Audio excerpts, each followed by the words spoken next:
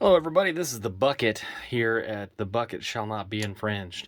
Welcome to my first YouTube video, and I think it's fitting that the first video that I'm ever going to do is about a piece of American history, a U.S. property marked 1911 A1. I purchased this firearm through the CMP, which is the Civilian Marksmanship Program, which is probably most famous for their selling of M1 Garands and M1 carbines. When the U.S. military decided to retire the 92 FS,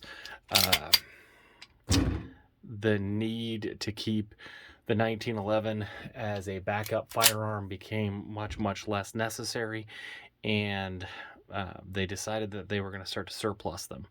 And as the U.S. military has been doing for years, they want to surplus them through the CMP, the Civilian Marksmanship Program.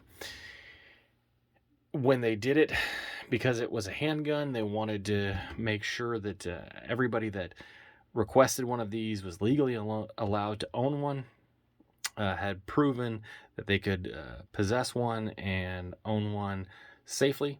And so they created a packet system where you had to prove that you were able to own one legally and safely. I did not know about that when it came out, so I missed out on the first run of 1911s. When I went to the CMP website, they had a wonderful feature that it was, please send me email notifications. So I was getting emails from the CMP, and it was allowing me to know when the next set of guns were going to be released. And lo and behold, I got an email saying starting shortly we will be accepting packets again. So I immediately went out and filled it out, and the day of, or the second day, my packet was sent off to the CMP ready to go. Now they were going to allow like a 3-month window, so I had to wait until March before that window closed. And I was hoping like the next day I would get an email, and obviously I didn't. But in April, I got an email saying that you've been assigned a number, and we'll let you know if you get selected. And April comes by and goes, and May starts to come in, and I'm just like, man, maybe I just didn't get it. And lo and behold, last week I got an email, a phone call and an email saying you have been selected. You have 5 days to get back to us to let us know if you would like to purchase one. And obviously I did want to purchase one, and I called them immediately back and said, here's my credit card information. And I selected a service grade, which is the highest quality grade, or most likely to be issued earliest to a U.S. soldier. There's also a field grade and a rack grade. And as they go, they get a little bit further down. You can check out the CMP's website to see the explanation. I really hadn't thought a lot about it, so I selected a service grade, which was the highest grade that you could get, because the CMP has a policy where you get one 1911. They want to make sure that as many different U.S. citizens have the opportunity to get one of these wonderful firearms, so they do not allow people to just gobble them all up and sell them on the secondary market. So I've got it purchased. I know they've got a quick turnaround time, so I start to go to YouTube, and I was amazed that there's this huge community of people that are posting about their experience, which my wife didn't enjoy it particularly because I was up all night long watching CMP videos, but it made me feel good knowing what the options were. Now, I'm a Colt guy. I'm a Colt purist when it comes to 1911s. I've owned SIGs, I've owned Kimbers, I've owned lots of 1911s, but Colt is my favorite. And I was hoping to get a Colt, and when Knapp Weaponry in Wichita, Kansas told me my gun was available, I rushed there, opened up the box, and there's a Pelican box right there. And I got an Ithica. And you'll get a little piece of paper that's attached to the lanyard loop that'll tell you what the frame is and what the slide is. Because when these guns made it to an arsenal, what they would do is they would just take a quick look, they'd disassemble the gun, they'd test fire it, and if there were some problems, if there was some pitting, if the finish was worn too much, they would go ahead and they would reparkerize it. And then when they put them back together, they had no desire or interest in getting them all back together original. That was going to cost too much money. And one of the great things about the 1911 is it has interchangeable parts, so there's really no benefit to it. Now, one of the things that they did do is during World War II, these barrels were not chrome lined, which made them susceptible to weathering. And over time, these barrels could wear out. So if it made it to an arsenal, in all likelihood, one of the first things they would do is replace this barrel with a chrome lined barrel. And if you look here, I'm going to try to get it focused in, you can see it says 45 auto, and then it has a series of numbers. And these series of numbers is just a part number. So most of the CMP guns that I've seen in videos and in logic is going to have a replacement barrel, because if you're a U.S. soldier being issued this gun, you want to make sure your barrel has got the longest life on it possible. So most of everything I've seen has had a replacement barrel. But other than that, you'll see some where the parkerization is just obviously really, really recently done. I like mine. Mine is that light, smooth gray, tons and tons of wear on it. Even though it's a service grade, you're going to see lots of holster wear at the nose. You're going to see scratches from the slide stop where somebody dragged it across there when they were trying to get it installed. It's got a lot of character. This Ithica frame was made in 1943 for World War II. There's no real way to date an Ithica slide. They have a very simple roll mark that really didn't change. And other than that, there's really nothing to tell you that this is an Ithica slide. I'm sure if you bought some of those really high-end 1911 books, you could tell more. I watched one where a guy could tell me specifically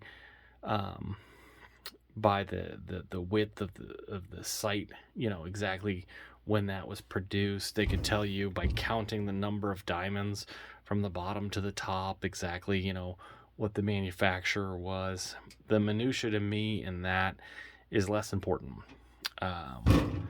I was super excited when I got this gun because this gun went through World War II, and then it went to Korea, and then it went to Vietnam. And then because of this mark right here, I can tell that this gun was stamped and signed off as being re-arsenaled in January of 1973, which means that the history of this firearm is just huge. If this gun could talk, it would be amazing.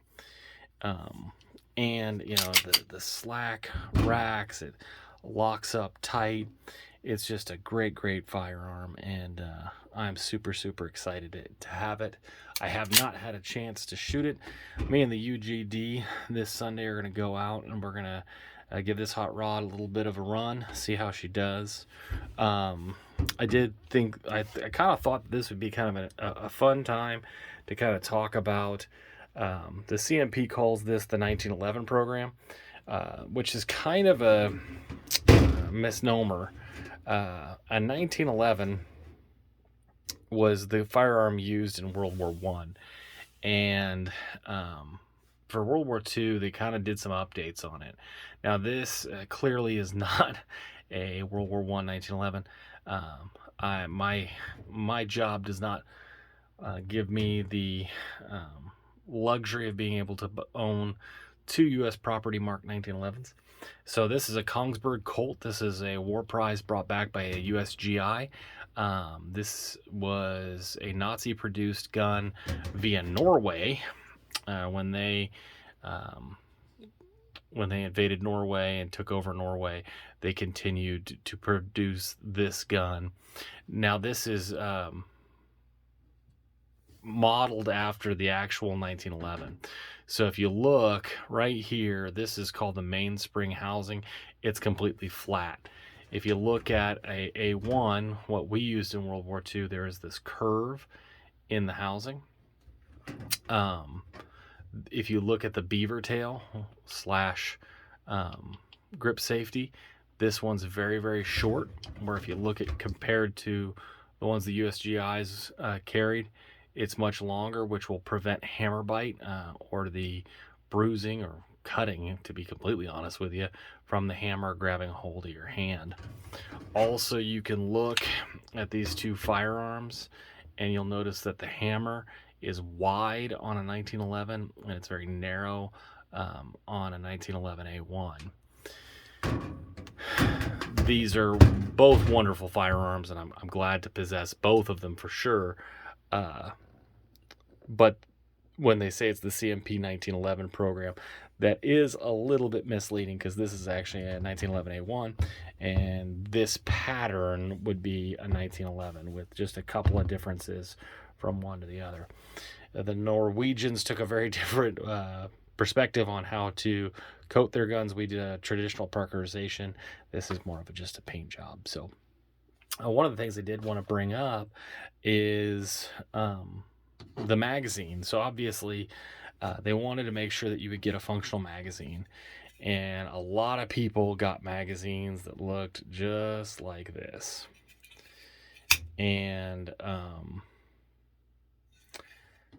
the one downside of this whole thing, which the CMP has been awesome, has been the magazine. This particular magazine has been garbage. I got a snap cap here, and you can't even load this magazine. Now you could push in down here at the bottom and get it started, and then you can kind of weasel one in. And then they come in easier after that. Was not impressed with this magazine. Now, I happened to have 4 or 5 Colt magazines laying around, so I had a actual Colt magazine, and even getting the bolts out is kind of difficult on that. Of course, those just go right in. So I will, when me and the UGD are out, we'll give this one a run. I got a weird feeling that this is going to be a monument to bad magazine, but hopefully I'm wrong. But luckily I've got a couple of these that I know it'll run. So I want to thank you guys for sitting and listening to me through me blabbering on and on and on about a gun I'm really, really excited about. If you enjoyed the video, that'd be great if you could go ahead, hit a like, subscribe, and leave a comment. If something like a video about a Kongsberg Colt, or maybe some of my other World War II handguns that I possess, or maybe H&K P7 or a Swiss-made P49, something that's a little bit more mechanically interesting, go ahead and leave a comment and just say, yeah, I'd love to hear more about that Kongsberg Colt, or show me something different in your collection. I want to see something that's a little bit different, and I would be more than happy to make a video about it. Thank you guys so much for taking the time to watch my video, and you guys have a great day.